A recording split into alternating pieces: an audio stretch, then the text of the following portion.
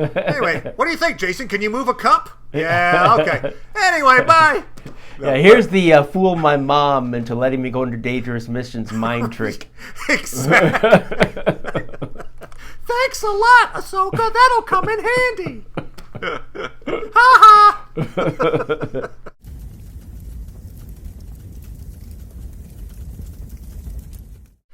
Hail, Internet. It's Paul. It's Matt. The Dork Lords. We are here today talking about Star Wars Ahsoka. Season 1, Episode 4.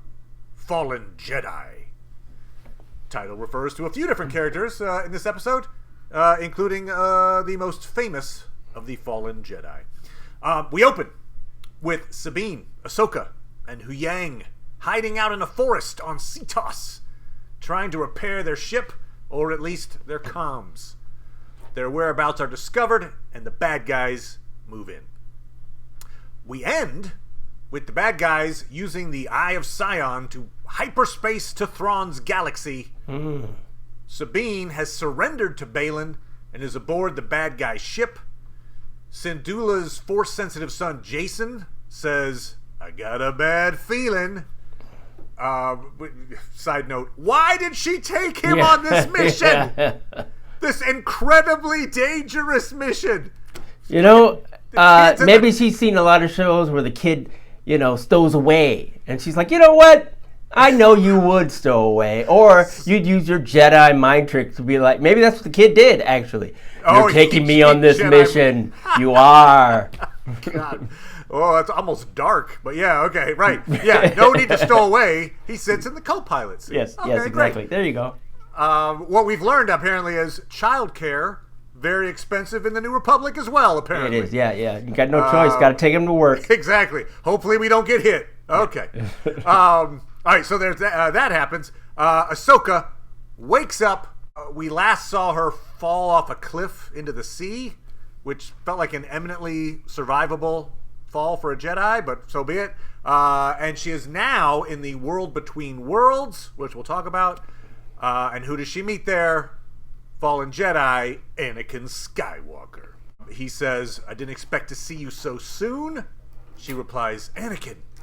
Credits. Programming note. Yes? Friend of the channel, frequent commenter Charles Spurlock requested a video about upcoming shows that interest the Dork Lords. So instead of doing a standalone video, I thought each of us could give our 3 shows or films that we're looking forward to, and we'll do that after the Ahsoka recap. So stay tuned for that as well. But all that said, Paul. Yes? What'd you think of episode 4? Pretty par for the course there. I'd say 6.5 again. Okay. It's just shy of, me being like, this is fine. I mean, it's in that ballpark. I just wish I still want more from it. I haven't really bought especially a lot of the stuff that's come from Rebels, really, which is okay, this is what Jedis are like. It's like, okay, that's we don't even have real Jedis, but that's fine. Okay, fine. And this whole, we need to go on a special quest thing, I haven't completely bought into that.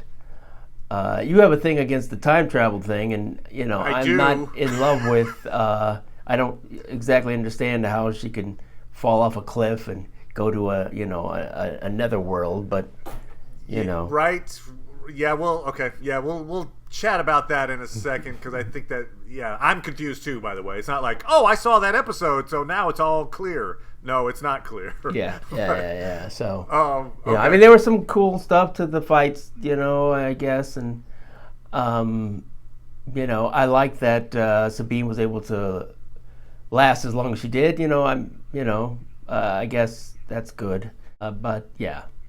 Yeah, okay. It's a mixed bag for me. I mean, I thought the aesthetics looked great. The lightsaber duels amidst the red foliage of the forest. I thought that was top notch. I really appreciated the look of all that. The soundtrack really adds to that immersive quality. Sure. the Ahsoka squaring off with Balin, almost like two samurai, where they were changing fighting styles in anticipation of combat. And that was pretty cool. The explosive effect of the Eye of Sion's activation, how it took out some ships. Anakin potentially reuniting with his Padawan. I mean, they could go somewhere pretty interesting with that in the next episode. So we'll say, hey, the fact that they gave potential for some like a cool relationship moment. I'm not gonna discount it before it happens. Let's see him pull it off. So I'm giving him credit for it at the moment. And I got. But when does this occur exactly? This show? This is taking place after Return of the Jedi. Okay, so he is dead, and that's why he can come back as a Force ghost. Okay. He's dead. He's been dead a while. Yeah. Now the Force ghost we see is pre-Vader Anakin.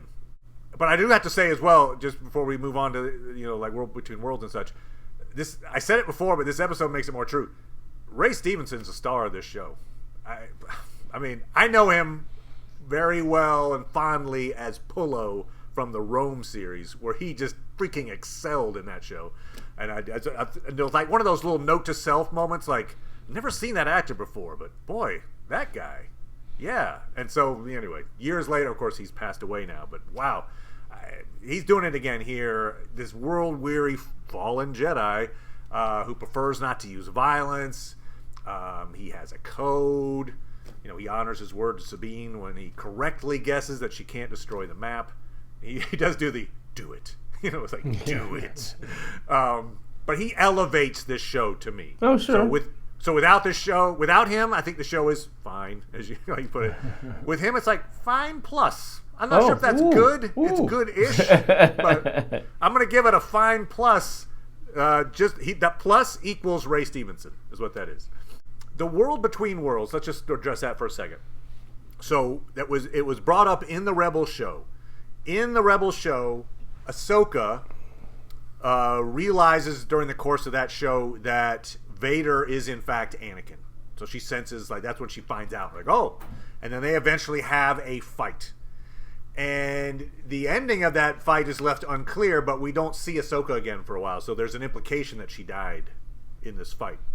And then at the very end of the series, Ezra ends up using this World Between Worlds, which brings in the time travel idea, and he has a chance to kind of reach through this window. He's on those little walkways in space, and he goes through this one area with a window, and he looks, and he sees Ahsoka about to be cut down by Vader, and he pulls her through. He pulls her into the World Between Worlds right before she's going to die.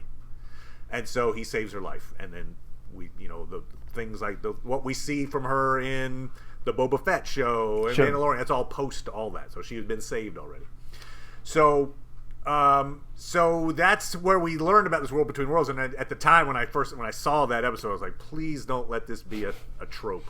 Please don't let this be hey, we can just go back in time to fun moments in Star Wars history and then change them. Like, don't do it. Don't do it. It's almost like a multiverse without a multiverse. Anyway. Sure. So that's where we see her at the end of this episode. Now, how she got there, I don't know. Here's the worst case scenario. I think, in my mind, the worst case scenario is somehow Anakin's Force ghost, which he's not glowing, so I don't know that he's a Force ghost in this moment. But anyway, somehow Anakin's Force ghost is trapped in the World Between Worlds, and he decided to go and save Ahsoka a second time. So, like, she would have been saved twice. The only two times we see the World Between Worlds. That would be very lame plot device. How do we save Ahsoka? I know. We'll just have a random window that opens, and you just pull her out. It's fine. So I'm hoping that's not it. I'm hoping there's something more spiritual to it somehow. Like, I don't know. She had been she'd been connected to the World Between Worlds. She'd been saved by it. So somehow she's connected. I don't know. I don't know how they're gonna resolve it in a satisfying way. But again, I'll leave it to them. Yeah, well, it's nice you really don't. It doesn't sound like you have a lot of faith that they can do it. I don't. But I'm open to the idea. There's a way perhaps in out there. Like, yeah, something you haven't conceived of where you're like, I never saw that coming. How great. In fact, that will be my new religion. It's so good, I will become a convert and follow the Force. Here's another, like, pretty lame way they could do it, which I'd be like, oh boy. would just be like, it was all in her head. Like, oh, what do you mean? Dazed, wouldn't you feel a sense of victoriousness if they chose that? She suddenly wakes up. What? Oh, I see. It was all a dream. Or was it? Don't do that either.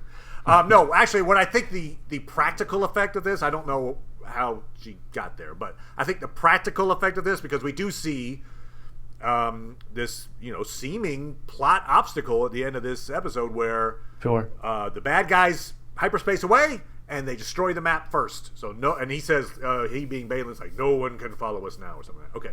Well, the way you could follow them is through the world between worlds, because there you could.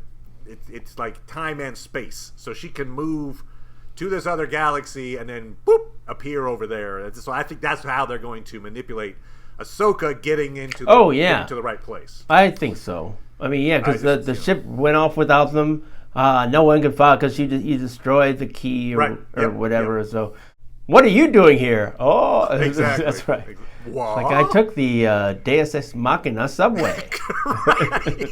Right. There's my buddy Anakin. Thanks, Anakin, for helping me on my way. Yeah. Thanks for the ride. Yeah. Well, I would say that here's the potential for an interesting relationship beat or interesting stuff happening in this episode. What we saw in this one, when Balin is about to fight, squaring off with Ahsoka, and he comments, he knows, not many people I think know this, but he does, that Anakin was Vader. Right. And he knows that she was his Padawan. Sure. And so he says, like, boy, doesn't that kind of leave a mark on you? Like, don't you feel maybe guilty that, because she left the order while he was still Anakin. And so I think the suggestion is that we hear from Balin that she feels guilt. That she's like, if I hadn't left when I did, if I had stayed as Padawan, maybe he wouldn't have turned when he did. You know what I mean? Like, there are ways that she could feel guilty. Right, killed all those kids, for instance. Became the worst genocidal, maniac in the galaxy. And so maybe this is a chance for her to kind of deal with that guilt, talking to whatever this is, some form of Anakin, to say, like, hey, what was my part in your turn to the dark side? And my guess is he will alleviate that guilt by saying, no, it wasn't you, it was me. And no matter, I'd have killed you. It's not you, it's me.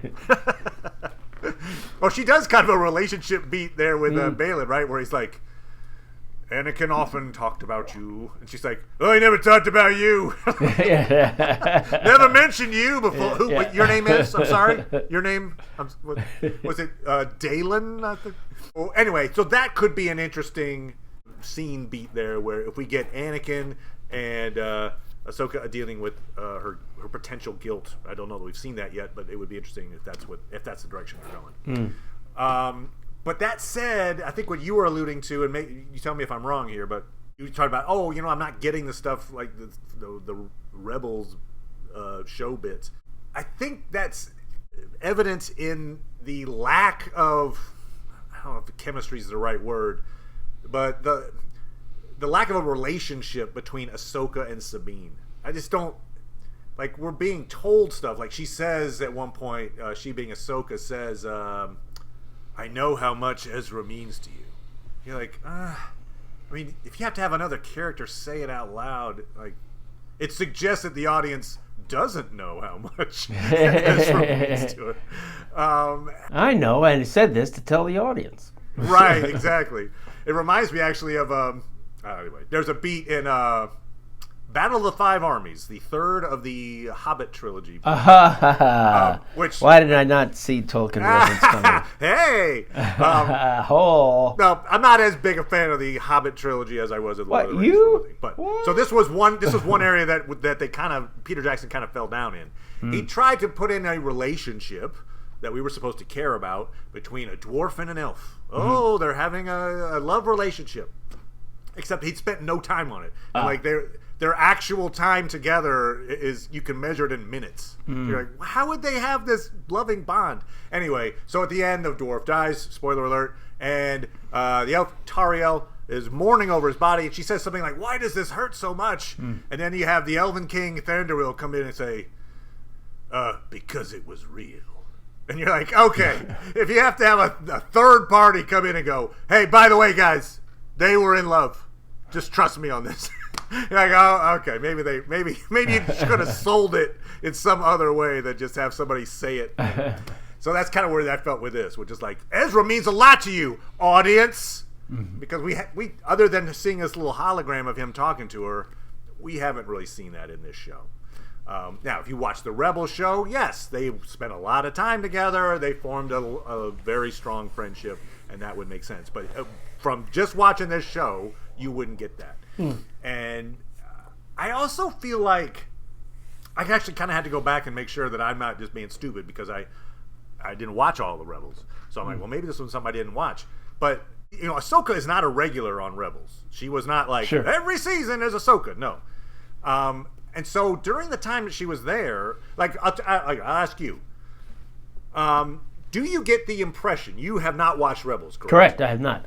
Okay, so from just watching this show, sure, do you get the impression that at some point Ahsoka was Sabine's master and Sabine was her Padawan, and then they had some kind of falling out? Yeah, I mean, they say it. So, okay, okay. Well, that's my point. Is I was getting that idea from this show, like, they tried it once and then they didn't. Now they're coming back and like, you didn't follow through on your Padawan. Oh, was that not the case? That's not the case. Oh. Yeah. And I had to make sure, and I feel like if you can correct me in the comments, somebody who's if they're like, actually, it's season 3. So I feel fairly confident in saying this. Whatever their original Padawan master relationship was, happened off screen. It happened after the Rebel show. Interesting. I guess because it didn't. They barely talked. I mean, they obviously were in the final scene when Ahsoka's like, "Let's go find Ezra," and then they envisioned that in live action for episode 1. But other than that, no, they didn't have this relationship. Yeah, I wonder if they're setting that up because. It's sort of like, I mean, it sounds like you're saying that they sort of like decided at the end of some episode that Sabine would work with Ahsoka. Yeah. And then, since it's years later, you don't want to say, well, she's had years of training. Just like, it actually didn't work out. You didn't see it, but, a couple of weeks later, she ditched class and... didn't show up, and Ahsoka was like, get the truant officer out on her, but that didn't work out. And so, now we're going to start again because they didn't, they had to make up for the fact that we didn't see it. Ahsoka started teaching Jason Syndulla, like, well, actually, he's got the Force. Anyway, what do you think, Jason? Can you move a cup? Yeah, okay. Anyway, bye. Yeah, here's the fool my mom into letting me go into dangerous missions mind trick. Exactly. Thanks a lot, Ahsoka. That'll come in handy. Ha ha. So anyway, I'll be a Force ghost before you know it. Yeah, yay! Especially if I keep traveling with my mom on dangerous missions. Well, I think it was wise to cast the actor that did Mickey Mouse. Yeah. Well, he was younger then, so sure. Hi. So I feel like there's a relationship that's implied in this that they just didn't show. And if you're thinking like, oh, it's because I didn't watch Rebels, it might not be the case. Because they're showing some stuff here or not showing stuff, alluding to stuff that actually wasn't even in Rebels. Right. So, I just feel like they missed the boat so far on the Sabine-Ahsoka relationship. And it also does these... they did that damn slow conversation thing again where they talk, space, contemplate, talk, like, move it along. Anyway, there was a lot of... Once the battle started, the battles didn't stop in this one, though, so there wasn't a lot of time for that. No. They just set it up in the beginning, and then we're like, okay, move on. Pop, pop, pop, pop, pop. Yeah. And even Sabine's betrayal, I mean, I'm trying not to blame the actress. I mean, because you could say certainly that there's this text there. There's barely any subtext there. It's dramatically, it left me wanting. I mean, I'm glad it happened. No, it was rather cool than like him plot tricking her or something. moment. Although they Yeah. definitely, you could feel like they set you up for it. Like, do you think you can do it? Ahsoka's asking her, Right. do you think you can do it? And When the time comes. Yep. In other words, will you destroy the path to Ezra Yeah. if that means defeating this possibility of Thrawn and the Return of the Empire? Yeah, it would have been nice if he was like, no, I'm not going to Yeah. do it. She's like, okay, I better not get knocked off a cliff. Yeah. I mean, she does say, she being a Sabine does say something like, well, it won't come to that or something. She's just trying to like put that off. Apparently, you could have shot it, and I don't know why Ahsoka was like, I will use my hand to crush it and decrease my strength or whatever right. to take it out of there. Yeah, actually, for a moment, I thought maybe she was pulling a Peter Quill from the Guardians of the Galaxy. Oh, she sure. switched the map somehow, and he's like, thank you, and then she's like, but no, she gave him the map. No. Yeah, but I think that comes back. The reason that scene didn't land as well as I'm sure that they wanted it to is I know how much Ezra means to you. Again, they have to tell it, so we don't see how much that is meaningful. And so when the moment comes, you're like, okay, she's, obviously it does mean something to her because she's handing this map over. Sure. But yeah. Anyway, yeah, I agree. I liked the turn of events in that plot. I thought that was an interesting way to direct it. But yeah, the moment itself, it lacked some emotional impact. Well, I also like this beat, which was like as they were about to head off to find the map and maybe destroy it, Hu Yang, the robots, the droids, like, look, stay together. You always do better that way. And they're like, we better get moving. Together. I checked. It's less than 4 minutes later they split up. Yeah. They literally split up at the first opportunity. It Like, you go over there and fight. I'll go over here. Just told the robot, like, shut up, robot. Shut up, droid. You don't know. You're not the boss of us. That's right. They name dropped Heir to the Empire, which is it's the first book of the Thrawn book trilogy. So it's basically the book that introduces us to Thrawn, and I'm guessing we're going to see Thrawn in the next episode. Although I suppose it's possible. It'd be interesting to see how much of the next episode will be spent between Anakin and Ahsoka. I suppose it's possible that you have like an episode long thing with Ahsoka and Anakin somehow. I don't and think then they do that. At the end, she comes out of the World Between Worlds, and and we see them now, in the other place. But we didn't see what was happening in the other place first. It's possible.